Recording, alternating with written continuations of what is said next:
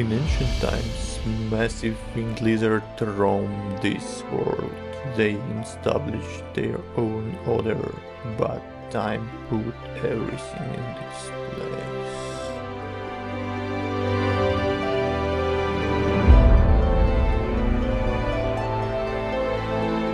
Hello everyone, I'm Alex and you're on the Virr Craft channel. And today we will be crafting a helmet-sized dragon skull.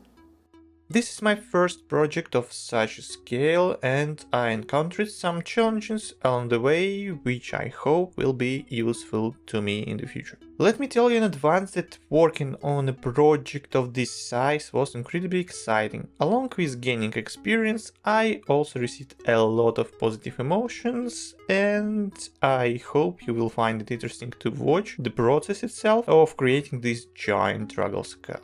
If you're interested in the files, this is one of the releases from Flix. The video is not sponsored, you can find all the information and files in the description if you're curious.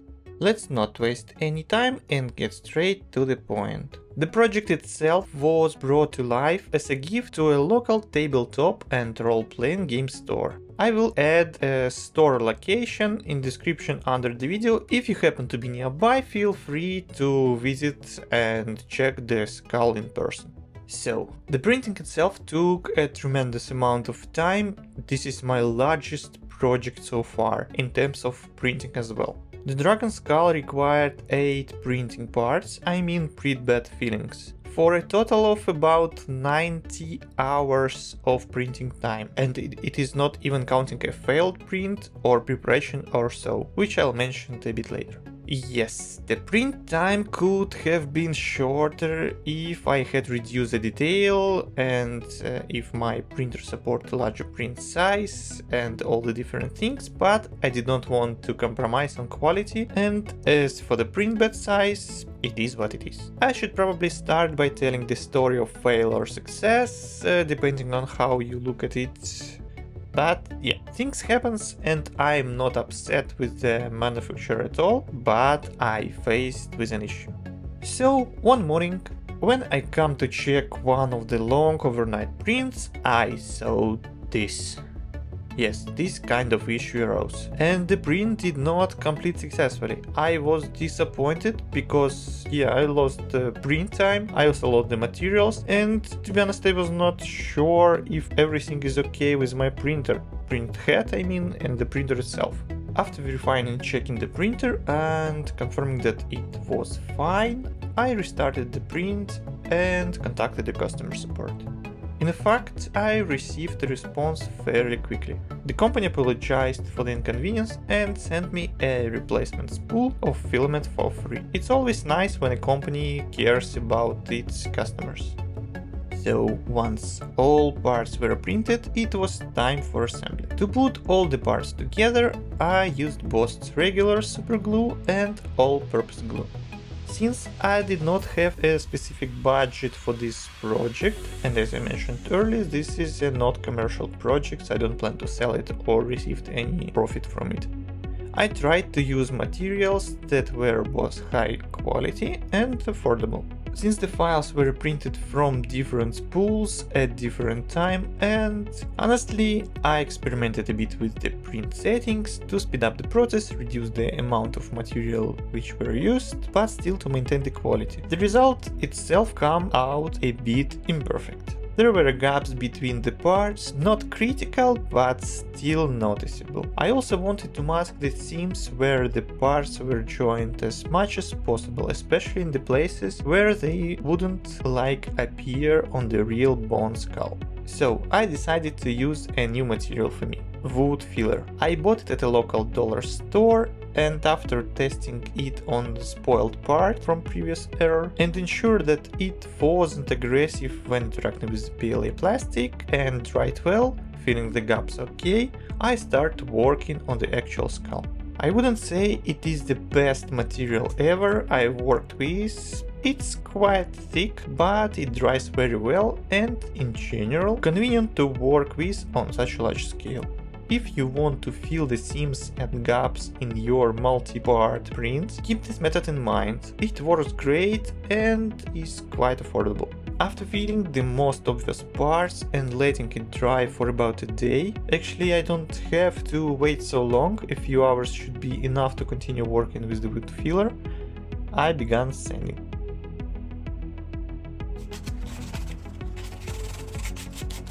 For sanding I used P180 sandpaper and hand sanded the surface. I tried various methods, but this one seems the simplest and most effective. After relatively quick sanding, I used a wire brush to give the flat surface a worn effect. Once the sanding was complete, I decided to attach the teeth. I arranged everything according to the numbers and used super glue to attach all the parts where they belonged. Next step is priming. I used a grey spray primer and some leftover of white primer on teeth and horns.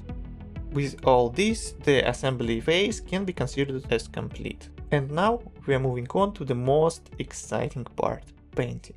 Painting something on this size doesn't differ much in technique from painting smaller miniatures, aside from the sheer volume of paint required. Therefore, I opted for simple acrylic paint from local stores rather than expensive miniature paints from Games Workshop, Vallejo or Army Paint. The same goes for brushes. There is no need for expensive Kalinsky Sable brushes here. Large synthetic brushes from the same local store will do just fine.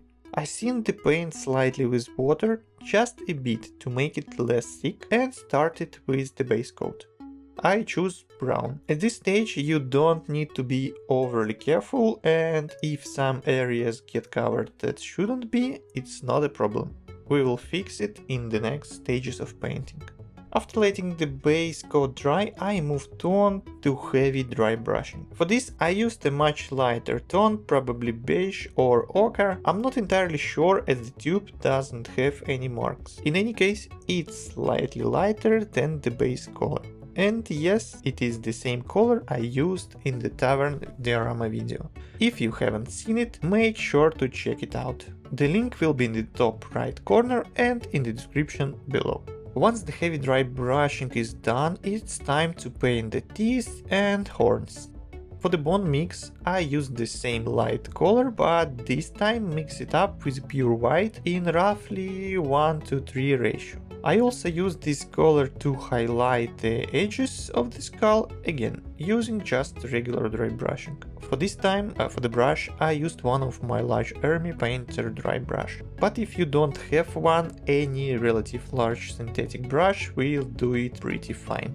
When the horns and teeth are painted and all the highlights are in place, we are moving to the final stage, applying varnish. For this project I used my liquid-made hobby varnish, which you might have seen in my previous videos. Once the entire skull was coated in varnish, I'd call it good. So there we have it, a finished dragon skull.